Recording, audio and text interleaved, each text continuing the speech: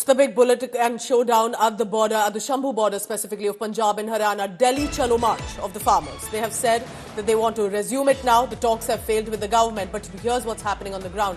It's not just the farmers and their tractors. There are huge JCB, construction machines, sandbags that have been brought in. Look at these visuals on your screen. These machines appear to be for use as and when the barriers may possibly have to be broken. So some of these farmers and protesters have brought with them these big construction machines and sandbags. And Haryana police has said that they will impound the JCB machines. They will impound these construction machines usually used for the construction work. And what reason are these machines at the protest site? Haryana's cops have said you cannot use such machines to break law and order. There is a reason that the barriers have been put up. But it also means it's not just Haryana police now. Punjab police have also deployed about 700 anti-riot police. Cops have said that they will not allow the movement of these JCB machines toward Haryana, and which means eventually toward Delhi.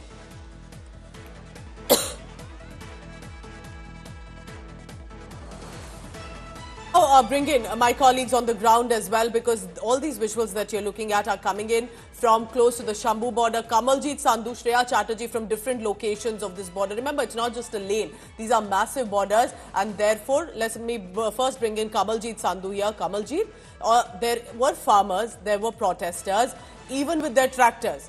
But to bring in JCB machines, sandbags, what is the agenda here of these protesters, and how are the administration reacting to it?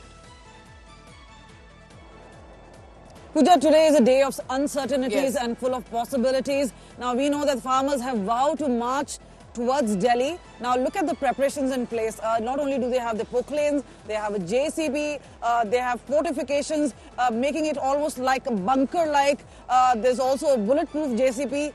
They've also put shields, and several of the leaders, including farmers, are wearing goggles, and these are almost swimming goggles, which will give them protection in case tear gas is used. Now, where I'm standing is the fields of Shambhu border, and remember, it's not just the highway which is going to be utilized. Now you can just see fog here, but several just behind the fog are also tractors. So they're going to utilize not just this particular area, the fields, but also they would ply through small roads, not just the arterial roads. It could be anything. Now, we've been speaking to the security forces. Remember, Punjab police has been brought in, and yesterday, late in the night, Ministry of Home Affairs expressed concern, especially regarding law and order, and said Punjab really needs to act.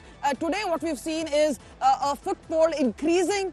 The number and posse of policemen around have been quite huge. But will they step in to stop all these machinery from going ahead?